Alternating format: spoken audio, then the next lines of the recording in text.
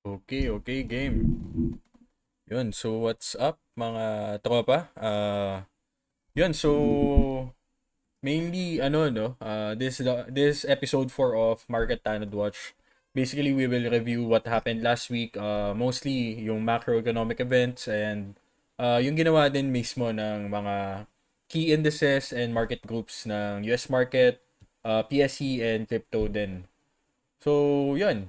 Main goal natin is to be prepared for this trading week, which is week 47 out of 52 weeks ng year 2023, financial year 2023. Yun, so starting with our local markets, which is eto, PSCI muna, yung tignan natin.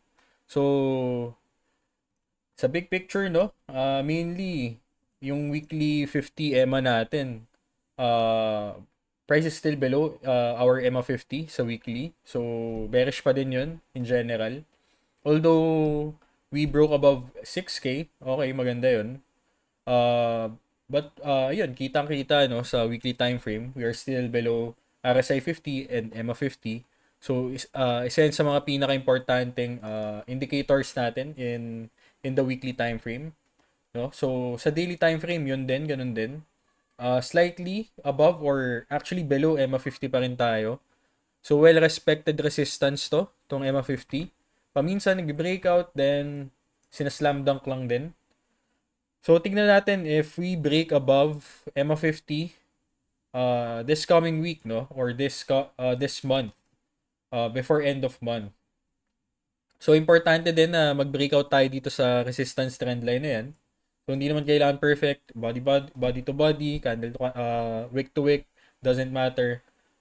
Kailangan lang we break above 6.4, no? Para makita natin na may bullish momentum na in our local market. So, looking at the capital inflows or foreign inflows pala. So, tingnan natin, no? Yung past 2 weeks na lang, tingnan natin. So, net foreign selling pa din yung local markets natin. Negative 54 M. Mga around ano yan, 1 M USD. So, yun. We are still on net foreign selling territory. With URC, yung pinaka-top ano natin, net foreign sell. So, consumer essential or consumer discretionary, consumer related name. Ali naman and ICT, yung top ano natin, top net foreign inflow sa local markets natin. So looking at our sectors, no. So simplihan lang natin, below EMA 50, pass above EMA 50 then okay yung sector na 'yon. So financial sector, medyo pass pa din actually, below EMA 50. Holdings slightly above or actually above pero trying to retest tong EMA 50 na ano natin na support natin, acting as support na siya right now. Ang magandang nakikita natin with holdings is nagpa-flatline na yung EMA 50 and trying to inflect upward. So if ma-sustain yung EMA 50 na yan, yung 5.9 area na yan, then most likely magkaroon ng momentum yung holding ano natin, sector natin. Industrials, pass. Mining, pass. Property, pwede. Medyo interesting yung ginagawa niya, no? So, big picture, sideways with, yun, may somewhat nakikita tayong strong contraction dito sa 2.6 area, 2.8 area. So, maganda if we break above this formed trend line, no? So, ito yung resistance trend line natin in the medium term from May 2023 to November 2023. So ano yan? Acting as somewhat an accumulation structure. If we break above it, then that's good for the property sector. Yun. For the services, totally pass. Mainly properties and holdings, yung mga interesting sectors natin in the local markets. So, sisimplihan lang natin, no? Our holdings is AC, Ayala Core, SM, and sa mga nakikita natin is GT Cap. So, out of the three, Ayala Core, meron naman tayong acting na setup dito. Actually, na-spot natin to last week na meron tayo na form na base dyan. A break above this base, then yun. Most likely we will see a momentum in this holding name, no, which is AC. So next resistance level for AC is most likely at 680, 700 area. So yun, maganda yung naging accumulation at this area, no, for halos 2 months yung naging accumulation structure na yan. And good thing na nag-break out na siya dyan sa trading range na yan. Next is GT cap. So looking at GT cap, na-discuss na rin natin to previously. Mainly at the big picture, it's on accumulation. It's showing an accumulation structure which kitang-kita natin yung trend line breakout dyan. A good retest and EMA 50 confluence. Right now, what GT Cap's doing is most likely a channel breakout, no? So yan lang yung tinitignan natin talaga. A good breakout to a good close above 570, 580, then baka magkaroon ng continuation papuntang 675. So that's a good most likely a 3 to 1, 4 to 1 reward risk ratio, no, kung i-tighten lang natin yung stops natin. So let's say ito yung target mo, initial target mo, which is 675. Actually 2.71 reward to risk ratio lang yung minibigay niya. So if you're gonna swing trade this name, so 2 to 1, 3 to 1 reward risk ratio. So not bad na rin. So pwede mong gawin, tighten mo yung stop mo, pero depende na yun sa'yo. So out of the 3, SM, GT Cap, AC, actually hindi pa to na-discuss, no? So same thing din with AC. We're looking at a trading range na etong trading range na yan. We break above 850, 860, then next resistance is at 960. 960. So yun, good thing with SM is EMA 50 mo, price is above EMA 50, actually trying to retest dito sa EMA 50. And EMA 50 is inflecting upward or ticking upward na. So yun, next is property sector, 'di ba? Yun is in our property sector, kitang-kita naman yung mga names dyan, which is Ali, SMPH, and Meg. Yan yung mga key property names natin. So for ALI, so same setup din. We have a trading range, a break above this resistance, a break above 30, then next resistance mo is at 33. So depende na yun how you set your stops. Pwedeng tight stops at 28 or widen mo at 27 or 26. Then targets mo at this resistance area. Diyan. Sa 38. So, ano lang, no? Quick trade lang most likely, no? Actually, medyo matagal. Syempre, PSE yan eh. Sabihin natin, mga 1 buwan na trade yan. And 3:1 lang ibibigay. So, yun. ALI. Meg. Ganun din. Break above this trading range, then we might experience a momentum in this name sa papuntang 240, 2.40. So, ito yung next resistance mo. So, Meg. SM Prime. So, ganun din. Halos pare-pares lang din. Sideways structure. And, yan. Pa-breakout na rin sa trend line na yan. So, that's good. Pa-break na din dito sa 32 na trading range or resistance na trading range na yan. So, nag-range lang to for many months. So, since August, nag-range lang yan dyan. So, a break above 32, then that's good for this property name.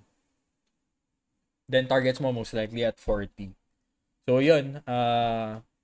Tingin ko nag-recover yung property names and holding names dahil, ayun nga, nag-pause yung BSP and looks like magpe-pivot na rin yung Fed sooner or later dahil sa inflation print na pinakita last week, no? Week 46. So, nung Tuesday, so moving forward na tayo sa global markets, transition na tayo dun. So, what happened last week was we had a good inflation print. Core inflation, 0.2%, consensus is 0.3%, and expectation is 0.3%. So, it's showing a disinflationary signal and or a slowdown in inflation, no? At the same time, kitang-kita dito yung PPI na sobrang laki ng difference versus the consensus, which is 0.1%. So negative 0.5 yung actual. So that's good for manufacturers and consumers, no? So PPI is based on yung inflation na na-experience ng mga negosyante, ng mga negosyo, mga corporation, services, goods, whatever.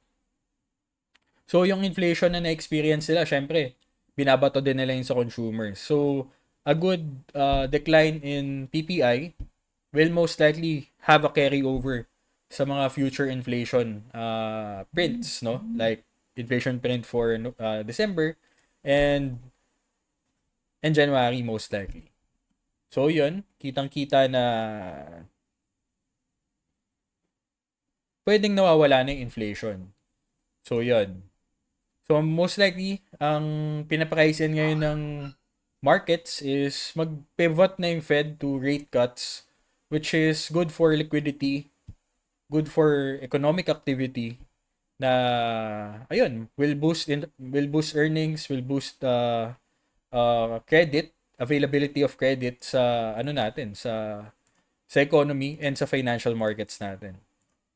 So this week, sige, this week naman, ano yung mangyayari this week?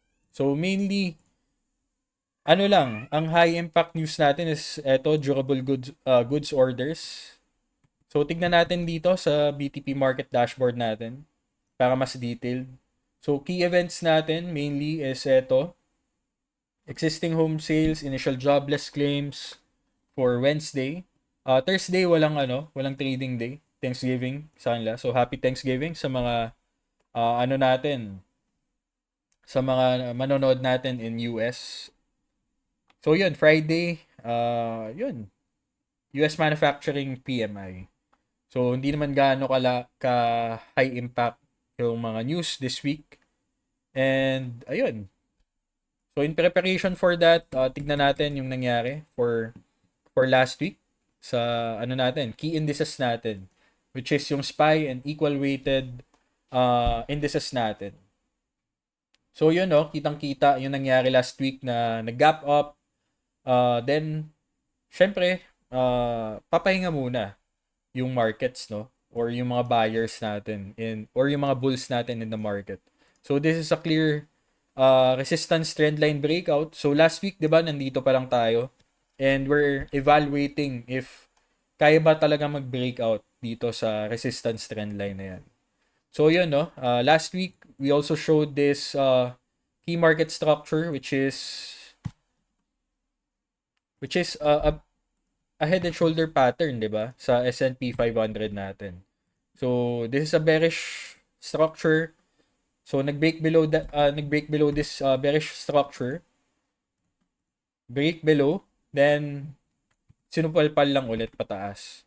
So this is a bear trap and all bear traps leads to strong bullish momentum, which is happening right now. Ang kailangan na lang gawin ng ng market natin or ng SPY is to sustain 450, 446 level.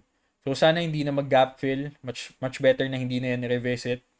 So ang ideal scenario for the SPY is it will just coil dito muna, no. Mag-coil lang muna diyan, much better.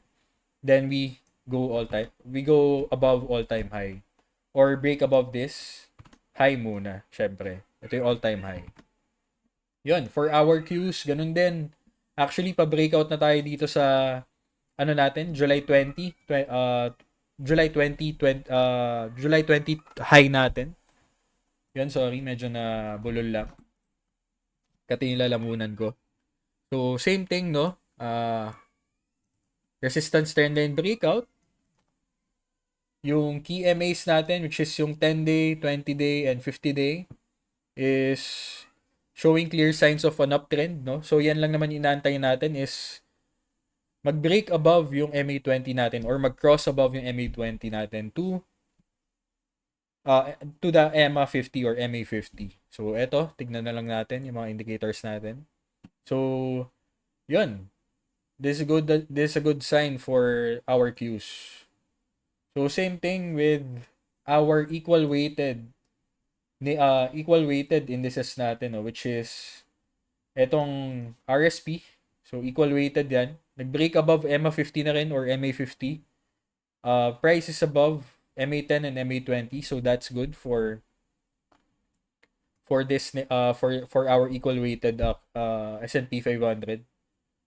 So yun, ang inantay na lang natin talaga for the equal weighted name or ETF is a break above 150. So yan yung isa sa mga tinitingnan natin.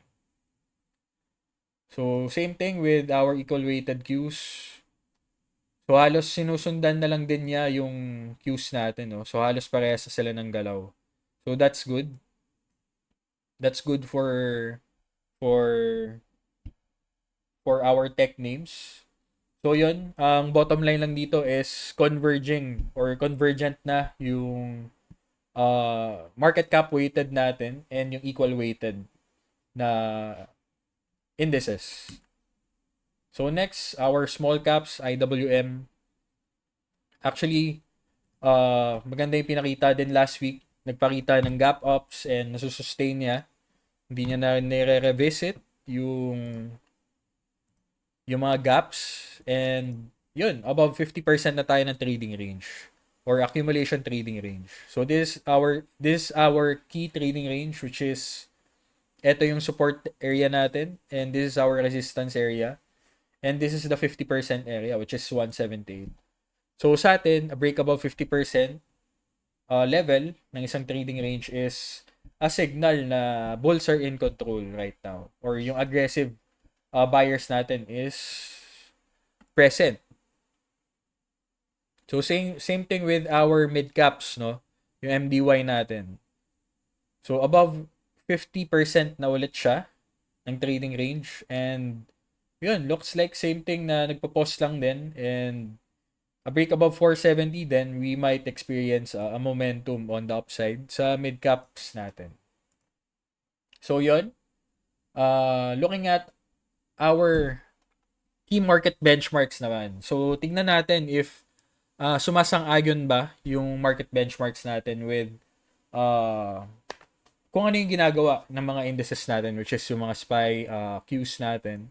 So, DXY, dollar strength, showing signs na under a strong decline na siya. So, basically, diba, naturo ko na yan last few episodes na a break below this wedge or this channel is a risk, will be a signal for a risk on environment in equities. A break above, then a risk of environment for equities. So our 2-year bond yield are kitang-kita na nag-resist lang dito and mukhang pababa na rin. So this is a good sign. This is a good sign for our short-term short-term treasuries natin, which is yung 2-year notes o 2-year bonds. So 10-year notes naman, 10-year note yields, same thing yung ginagawa niya. It's on a decline. Good thing na nag-break below na siya dito sa somewhat a continuation pattern, no? And a break below EMA50 or MA50. So yun. So magandang makita natin is break below 4.3. 4.3 talaga. So yun, most likely pag ganun yung mangyari, baka magkaroon talaga ng strong risk on environment in equities. So 30-year, ganun din ginagawa niya. So halos same na yung ginagawa ng lahat ng US debt natin. So for US oil, yun din, this is good for the markets, which is nalalaglag yung US oil. So support level to watch is 67.50. So if nandito na yung presyo ng US oil, then much better na pahinga ka muna or be cautious in equities. Baka kasi magkaroon ng strong counter rally and maapektuhan yung sentiment sa mga hawak mo. Yan.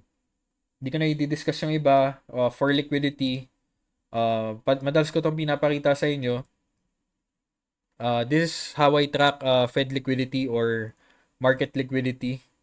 So, right now, nandito na tayo sa resistance area ng base natin. So, Fed liquidity is above the 50-week MA. So, this is good for the markets. So, yung nangyari last week is liquidity-driven rally, no? So, nag-rally last week, umangat yung Fed liquidity. Most likely, yung pera na inject sa financial markets came from Fed facilities. So, most likely galing sa TGA, Treasury General Accounts, and dito sa reverse repo market or reverse repo facility. So, yun. Pag pera na wawala dito, most likely napupunta sa treasuries or equities. So, hindi ko muna i-discuss yan. Para lang yan sa mga students ko muna. But mainly, a break above this base is good for the markets, no, for US equities. So, risk on, signal yon. If we close above this week, if mag-close above this week tong Fed liquidity natin na benchmark. So, if tick downward, then ingat muna. Ingat muna. So, MMTW, percent of stocks above 20-day average at overbought area na. So, ingat ka na lang din. Iwas ka muna to overload or overexpose in long positions since we're at overbought levels. So, usually kasi, if we're at overbought levels, dyan nagmamark yung swing highs ng market, no? Or ng SPY natin and Qs. So, yon, stay cautious and pwede hit and run muna yung gagawin mo on your daily scalps or swing trades. Same thing with our MMFI. Yung percent of stocks above 50-day average, approaching overbought levels na din. So, pag yung dalawa na yan, at overbought levels na, so for me, based on experience, this marks the high or at least the swing high of a market swing. So, yun. Other benchmarks, no need to discuss. USD, HSI, mga ganyan. Emerging markets, no need. So, basically, based on our dashboard, kitang-kita na maganda na yung trend strength rating ng key indices natin. And, yun. Strongly bullish na rin ang Qs natin. Pero yun lang, kitang-kita na yung SPY and Qs natin is bound for mean reversion on the downside. Bakit? Kasi medyo overstretched na siya versus MA50. So, percent away from MA50 for 17%. And for our Nasdaq, our Qs, 5.71%. So, usually kasi pag overstretch na yung rally, doon nag-reverse ng kaunti or nag-pull back yung market. Kaya siya mean reversion.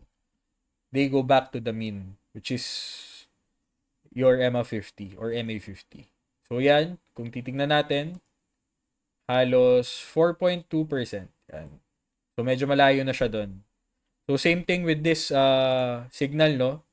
So, kitang-kita, this is an overextended move on the downside, 5.61%, above 5%. After that, nag-counter rally yung market. So, yun. Yung mga overreactions, kumbaga. Yun. Moving forward sa natin, top market groups. So, nandito pa rin yung natin, nuclear names natin, semiconductor names, home builders, blockchain, IT, and vid game and esports. So, halos pares lang yan, semicon and vid games. Dahil majority ng components yan is NVIDIA and AMD. Aerospace and defense. SOCMED, steel producers, cybersec, and yan lang muna. So, below 79, below 80%, paminsan hindi ko na masyado tinitignan. So, yun. So before we move forward dun sa mga market groups, tignan muna natin yung nangyari last week, no, sa market swing monitor natin. So etong feature na to sa market dashboard ng community ko, basically it tracks the 10-day market swings, no, or 10-day market breadth.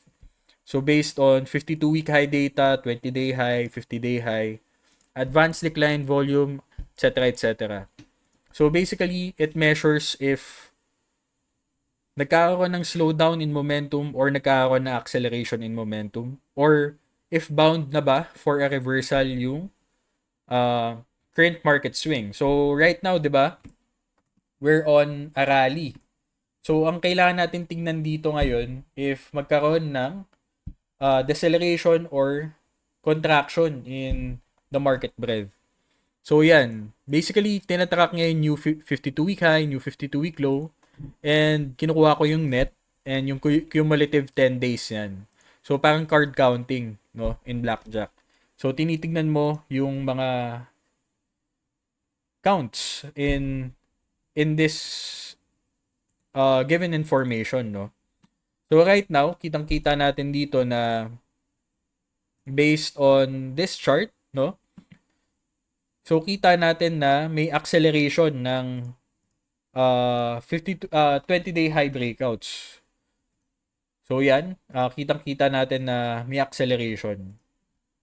So same with our 50-day high, 50-day high and low data. So nasa positive territory na siya. So ang mga pangit na lang na data na nakikita natin dito or yung mga bearish data natin dito is yung advanced decline data still on negative territory and yung volume spike data na hindi pa naman gaano ka lakas yung ginagawa niyang change, no? So yun. So itong 20-day high, 20-day MA data and 50-day MA data, it measures yung mga quantity ng stocks above 20-day SMA and below 20-day SMA. And kinukuha ko yung net nun and kinukuha ko yung cumulative data ng 10 days na yan. So, ang sinisignal nito is nung 11-16, nung November 16, nung nag-cross yung cumulative 20-day SMA versus 50-day SMA, doon natin nakita na nag-accelerate na talaga yung bullish momentum in equities. So yun, di ko muna di-discuss in detail to, but basically ang information na pinapakita sa atin is okay, nag-accelerate yung market right now, but hindi pa rin talaga gaano ka, kailangan mo pa rin mag-ingat. Kailangan mo pa din mag-ingat based on this information. So for US equities naman, market groups, no? Sa market groups natin. So ito yung mga top names natin, top groups natin. Semicon, nuclear, yun nga, like discuss kanina. So, di ko na muna to di-discuss tong sobrang daming components na yan. But, I'll be giving a focus list na tinitingnan ko. Yun, full disclosure, ito yung mga current positions ko. So, mga current positions ko in in my swing portfolio. So, AvPoint, so tech-related, AI-related name, VRT, ano din, Semicon, NXE is a nuclear-related name, and Brace is also tech, no? So, isa-isayin natin siya. So, Bellring brand, near all-time high, pulling back to 20-day SMA. Yan. So, sa akin, tail stop ko is yung 20-day SMA. So, nakuha ko siya at this area, 44. So, yun. Break below 20-day, then out na ako. So, for AvPoint, ganun din, breakout dito sa trading range na yan. So, from accumulation, nag-transition siya to a markup, to markup phase. And now, it's showing a continuation pattern. No? It's showing a continuation pattern. So, inaantay na lang natin mag-breakout yan dyan sa inside bar na yan. So, eto, yan. Ito yung currently formed inside bar ng AV point. So, yun yung actionable setup mo for that name. So, remove drawings muna natin. So, ito, same thing, Vertiv, VRT, near all-time high. And, yun, a break above 45, then baka magkaroon ng strong momentum on the upside itong VRT. Yan. So, right now, it looks like nag-retest lang siya. And, ayun, if mag-break above 45, then this is a confirmed retest on this name. So, ito, NXE, ano din, base breakout bet din. So, coming from this reaccumulation structure, while hindi pa naman siya validated reaccumulation, ang kailangan natin makita is a break above 660. Then, yun, validated or confirmed reaccumulation structure na siya. So, green flag na nakikita natin dito is may mga volume spikes tayo. No? May volume spikes tayo recently. And looks like mag-gap up din siya today. Ito, lastly, Braze. So, ganun din. Nag-IPO recently, nung 2022. This is the IPO base. So, institutional accumulation. So, if we break above 51, 51.80, 52, then this is good for Braze. Next resistance is at 97, 95 area. So, clean ano siya. Clean 4 to 1, 5 to 1 reward risk ratio. If wide stops yung gagawin mo. And for me, pwedeng lagyan ng volume yung Braze, no? If magpakita talaga ng mga consecutive setups na pwede mong scale-inan. So, yun, next. So, ito, DRS. Recently, napakat ako dito. Nawala sa proseso ko na tignan yung mga gantong klaseng events, which is yung mga secondary offering, no? So, nung April tuloy, nung November 15, nag-announce sila ng secondary offering details, no? Then, on the next day, yun, nalaglag siya. So, yun. Ang stops ko was at dito, sa 1940. Then, na-done ako nung open. So, yun. Negative 0.5 VAR yung trade na to. Sige, next is AEO. So, ito naman, consumer discretionary, but yun, same structure din coming from accumulation. Nag-break above this resistance area. Then, right now, nag-accelerate on the upside. Ito din, UEC. Tanggalin ko muna to. Yan. So, UEC, uranium-related name din. Pa-breakout na rin sa structure resistance. So, sa big picture, actually, may, ano yan, big resistance area to, itong 650. But, kung titingnan natin based on volume, actually, manipis lang. Manipis lang tong area na yan. So, tignan natin if mag-breakout to soon. So, catalyst nito is uranium prices. So, $80 a pound na ata yung uranium ngayon. So, 52-week high ata or above 52-week high. So, ito yung point of control, no? Point of control is 350. So, actually, madami na rin kumita in this stock. Dami na rin kumita. Nasa 80% na rin. So, if hindi mag-break yan, mag-break above 650 to, expect profit taking from this buyers at 350.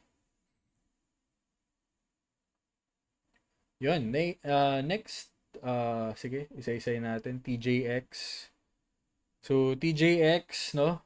Same with AEO apparel related din. Consumer discretionary name. Yan. So, nag-retest siya sa resistance trend line. Actually, pangit na yung structure niya. Hindi na rin siya gaano ka-tradable. So, GMM, di ko lang alam if okay to sa inyo but medyo low yung ano na ito, low liquidity to. So, ingat lang din. But, recently IPO'd, nagbe-base. So, tradable naman siya. Ingat ka lang kasi very small cap siya. Small cap. And low average trade lang din siya. So, kung titingnan mo siya, actually, nasa around 3 million pesos average value trade per day. So, if meron kang 3 million portfolio, then you all in mo dito, baka mahirapan ka makalabas. Yun. So, straight to the point lang tayo. So, Dell, isa sa mga nasa focus list natin. Actually, nag-retest na siya. Then, right now, trying to re-break or if we re-break above 75, 74.50, next target is at 78.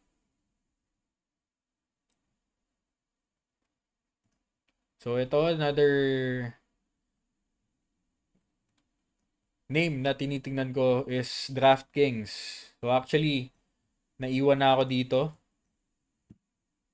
So, continuation pattern breakout to. Di lang ako nabigyan. So, yun. Congrats na lang sa meron netong DraftKings. Maganda yung ginawa niya kasi base breakout, then continuation pattern. Then, targets mo most likely dito na eh. So, tignan natin tignan natin tong structure na to. Saan yung point of control? So, karamihan ng volume is at 50. 50 bucks na lang. Para lang range or at least sarado. 50. So, may upside pa, no? May upside pa. So, Nvidia, semicon related name or yung leader natin in semicon. So, yun. Pa all-time high breakout na din siya. All-time high breakout. So, a break above 500, then baka magkaroon na naman yan ng momentum kung Nvidia. Pangit lang if ang gagawin niya is ganito, no? Breakout, then breakdown. So, di natin alam. Di natin alam anong mangyayari on Nvidia. So, si Boss Michael Burry actually, sinashort niya na yung semicon industry. So, bumili siya ng mga puts ng SOX. So, ETF ng semicon group. So, bearish siya basically on semicon industry. So, tignan natin if tama siya or mali siya. So, pinaka-deciding factor dyan is yung galaw ng Nvidia. So, Meta, ganun din. Mukhang Dell din. So, nag-retest. Magandang entry dito for Meta is a rebreak of 338. So, yun yung tradable setup mo. INTC, Intel. So, isa sa mga picks natin last week, nag-breakout din and accelerated on the upside. So, yan. 44 bucks na siya. Pa 44 area na siya. Yun. So, sa akin, waiting for a pullback ako dito sa INTC. Yun. So, hanap pa tayo. So, Avgo, ganun din. So, Broadcom, no? Nagano din siya. Nagpo-form ng continuation structure dito. Yan. So, yan yung tradable setup mo for AVGO or Avgo. So, 1 hour time frame. Actually, medyo red flag to sa akin, no? Nag-breakout dyan, 980. then hindi niya na-sustain. Hindi niya na-sustain. At the same time, meron kang nakikitang mga, ano yan, regular bearish divergence, no? So, ito yung higher high mo in price, then lower high in RSI. So, this is quite bearish. This is a bearish signal for Broadcom, AVGO. So, iwas muna ako dito. Iwas muna ako dyan. So, yun muna, no? Yun muna. So, pwede nyong i-pause yung video na to. Look at the top market groups. You can look at the top components. Then, pwede kayong maghanap ng mga setups dito sa top 15 market groups natin. Pwede rin dito sa sectors actually. So, yan. Pwede nyo i-pause yung video, then you look for setups in this sectors. So, for our weekly momentum bubblescape, ang pinakamalalakas natin is home builders and banks, regional banks. So, actually, maganda yung ginawa niya recently. Passenger airlines din, semicon, based on weekly performance. So, actually, halos lahat nandito sa quadrant 2. Quadrant 2. Ang mga ano lang natin, actually, medyo iwasan na natin yung mga nandito, no? Iwasan na natin yung nandito. Yun. So, di ko na masyadong patatagalin, no? Earnings calendar, you can pause this video and ito yung mga current significant earnings natin for the week. So, from November 20 to 23. Yan. So, Zoom, Futu, Nvidia din on the 21. Actually, bukas. HP, ano pa ba? AEO din. So, tignan natin yung mga ano niyan, mga earnings niya, mga names na yan. So, for major news, eto, you can pause the video, tignan nyo yung mga stocks na yan, then you look for setups if meron, then you trade it. You trade it. So, for crypto, sige, bilisan lang natin, no? BTC, so, ganun din. Actually, nag-range pa din. Di pa rin makapag-breakout sa 38K. So, yun. Tingnan natin this week if it breaks above 38K. Yun lang, no? Nag-below RSI 70 tayo.